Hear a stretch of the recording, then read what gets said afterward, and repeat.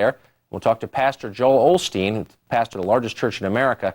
He held a prayer and worship service for thousands of evacuees in Houston tonight. First up, there was a report that New Orleans Mayor Ray Nagin had called for the forcible removal of those residents who until now have stayed in their homes in that city. However, police sources told Rita Cosby tonight that report was, quote, false, and they won't try to remove any of the estimated 10,000 people who remain there. This despite apparently quotes from the mayor that moved on the wire saying they had the manpower and they were kicking people out. Meanwhile, there were signs of progress tonight as the lights came on at the Hilton Hotel and at other scattered buildings in New Orleans.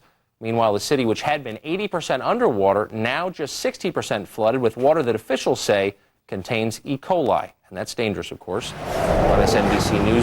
MSNBC's David Schuster is live in New Orleans, a city that's been described as a ghost town. Is it, David? Set the scene for us right now. What is New Orleans like? Yeah, I'd say ghost town is appropriate, but I would also say, Tucker, it's a giant garbage pit. I mean, we talk so much about the part of the city, the 60% that's underwater, but just the rest, I mean, the 40% as you saw, I mean, there is debris everywhere. I mean, there are trees down, there are power lines, there's garbage from where people were.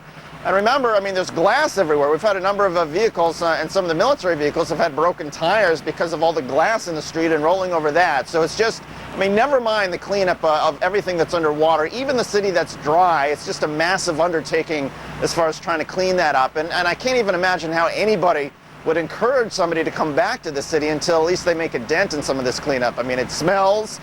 There's the smell of gas fumes. You can smell things that are rotting. You can smell the garbage. It's just not a very pleasant place to be. Well, David, I mean, when we were there a couple of days ago, they weren't even cleaning up the dead bodies in the streets. In fact, they were determined not to clean them up as a matter of policy. Is anybody trying to clean the city? At some point, it becomes a health concern, the filth. Is anyone? Well, we understand that they've started cleaning up the bodies, at least the ones that are sort of in obvious places. So, for example, they've cleaned up parts at the convention center. Some of the bodies that were left essentially downtown are now gone. But the other problem that they're finding is that a lot of the bodies, of course, that are just sort of floating around in parts of the city that are still underwater, there's still an ongoing effort to try to people who are still alive. They're finding every day. We hear reports, and we've got our own camera crews that are out there. They're finding people who are deciding, you know what, okay, my food and water after 5 or 6 days, it's run out. I want to leave now. And so they get on the boats and they're rescued and they're brought into some place in town where presumably somebody picks them up and takes them away. There's still such a focus on trying to get people who are alive that there's still, yes, they're trying to get the dead bodies, they're trying to clean them up, but there's still this huge emphasis on trying to get the people who are alive to get out of here. Now, there are a number of reports today, and some of them sounded to me accurate, that there were more murders than we knew about that took place at the Superdome and at the Convention Center. Have you heard anything about that? Well, we have heard from talking to some of the reservists, the people who are walking around with the guns, who are, you know, I went up and asked one, said, look, you know, why do you need this sort of show of strength? And he says, look, you're talking about a city that was total anarchy and there was violence. For example, today, the U.S. Attorney announced an indictment of somebody who they thought had been shooting at one of the rescue helicopters. So at least the people who are on the streets, the reservists, the Army reservists, they are fearful that there are still lots of people with guns. And they all point to what happened last week and say that this was a very violent city. Anarchy ruled the day. You had cops getting in gun battles with local residents who were either high on crack or methamphetamines or just drunk, who just, you know, that was their way of dealing with this whole mess. So it was a city on the edge last week. And for that reason, everyone is armed to the teeth this week. Now, what about these conflicting reports we're getting about forcible evacuations in the city? Apparently, the mayor said at one point today, yes, the city was going to forcibly kick people out, and now police sources tell Rita Cosby that's not true. What do you know about that? Well, I'd say it's fair to say that they are strongly encouraging people that they meet to leave. Every police officer, every person with a gun who sees a resident is strongly urging them to leave, but it's not like they're physically picking them up and saying, you must go now or else we're going to arrest you. I think they simply don't have the manpower to do that. But every time they meet somebody, every time they see somebody in a house or they go to one of these houses with one of their boats and they see people still hanging out inside the house, they're saying, you got to get out of here. Now's the time. Get out. We're going to get you out of the city. But I don't think anybody is actually sort of organizing teams of police or the military police to actually forcibly drag people from their homes. If people really want to stay, I mean, the military people you talk to here say, look, we got better things to do than to try to drag people who are so resistant to staying. They can strongly encourage them. They can wield their weapons and say, it's time for you to go now. But they're not about to just physically grab people and manhandle them to get them out of the city. Good. That's reassuring. David Schuster on Canal Street in an almost empty and very wet New Orleans. Thanks for joining us. Talk to you tomorrow. Thanks, Tucker. Well, growing concern today about just what's in that water that has flooded the city of New Orleans.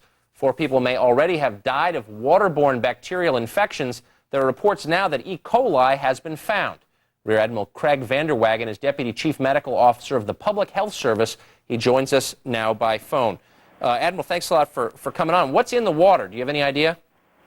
Well, we're actually actively beginning the process of assessment of water quality as well as other environmental factors, Tucker. We've had teams from the CDC and the Environmental Protection Agency begin that process just this week. And we hope to have some answers shortly on what the highest risks might be.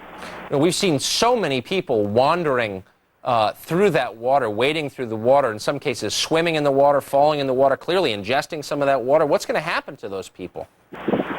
Well, the concerns, of course, are primarily for infectious disease at this point, and most of the rescue workers, we've tried to assure that those folks have immunizations for hepatitis A, hepatitis B, tetanus, and those are the primary things that we'd be concerned about other than sort of transient bacterial infections. Tetanus and hepatitis B, most people are familiar with the terms. Tell us specifically, what does it mean to get either one of those? How big a deal is it? Well, hepatitis, of course, is an inflammation or infection involving the liver, and that can have significant consequences, particularly if it goes chronic.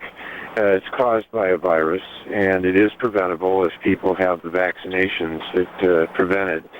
Tetanus is another infectious process. And, of course, in the most severe cases, it involves neurological changes. Fortunately, even people who are relatively unprotected have not shown many deaths in the last decades in this country associated with that disease. Knowing what you know about what is or what could be in the water, what do you think of how the evacuations have been handled? Have all steps been taken to keep people out of the water?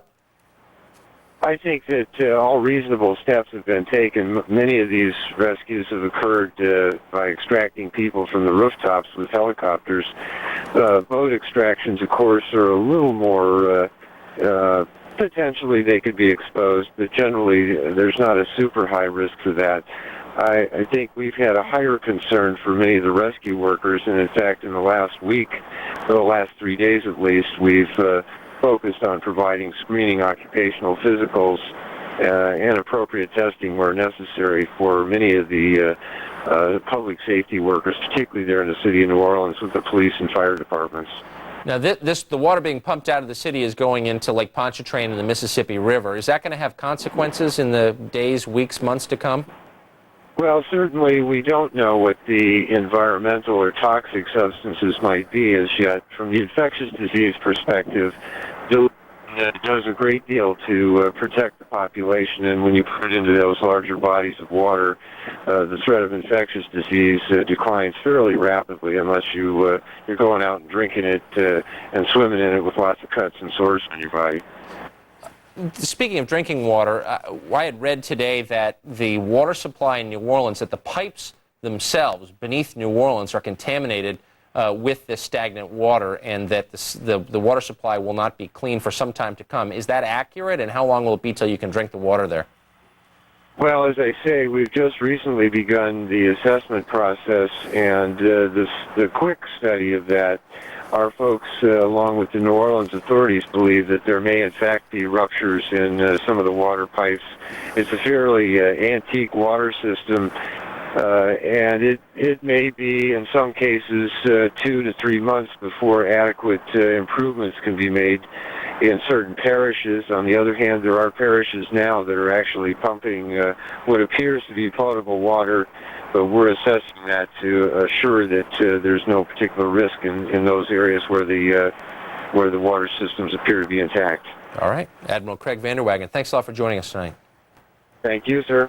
Still to come in the situation, the blame game continues in Hurricane Katrina's wake, mostly in Washington, of course. But is now the time to point partisan fingers, or are politicians making personal gains on an American tragedy?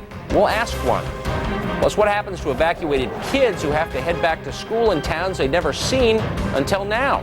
An official from the Dallas schools that opened their arms to the displaced tells that story next. You challenged everything that came before you. and nothing looked or felt or sounded the same way again. That was you then. And the great thing is, that's still you now. We are the personal advisors of Ameriprise Financial, the next generation of American Express financial advisors. Because a generation as unique as this needs a new generation of personal financial planning.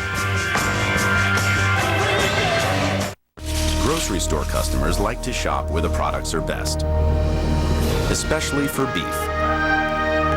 Consumers will go out of their way to find a better cut. So to round up more business, smart grocery chains have partnered with Cargill, who supplies stores with a line of top-quality beef, hand-selected and specially prepared, so grocers can sell beef so appealing, it'll have more shoppers blazing a trail to their store. This is how Cargill works with customers. Well, it's back to school for the New Orleans children left in Katrina's wake. How will they adjust to a new classroom in a new state? Plus, I'll be joined by Pastor Joel Osteen, who performed a service tonight for evacuees in Houston. Stay tuned. The Oracle Grid, a group of low-cost servers connected by Oracle software. Now, if a server fails, the grid just keeps running. The Oracle Grid runs faster, costs less, and never breaks. Free time to make up for billable time. Hyatt Gold Passports faster for nights. Every 2 stays earns you a free night at Hyatt Hotels and Resorts worldwide when you pay through MasterCard now through November 30th.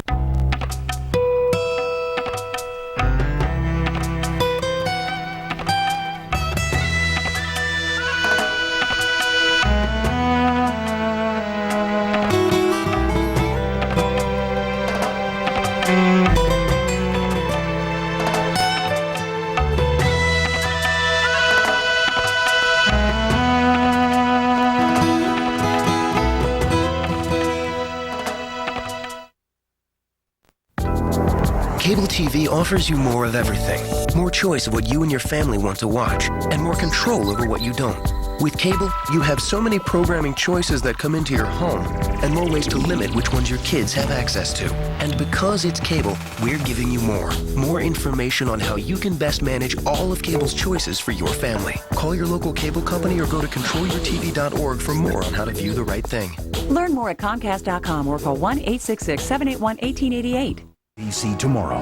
Their emotional struggle, their acts of courage, their unimaginable endurance. As they pick up the pieces of their shattered lives, Katrina survivors share stories with Rita Cosby that will leave you inspired. Live from Louisiana, Rita Cosby live and direct. MSNBC tomorrow at 9. I'm overcome. Is there anybody that needs help? Hello? I'm overcome. I can't leave you here. It's not safe. They're going to come back with us. Holy water in my lungs. 8 rooms that had deceased people in it. There were no victims that were alive. It's a tragedy. It really is. The focus now is just on getting help for the people that survived. My master's in the yard. I've gotten reports from firefighters when they went to rescue people, they saw bodies in homes. It's going to be awful, and it's going to wake the nation up again. I'm overcome.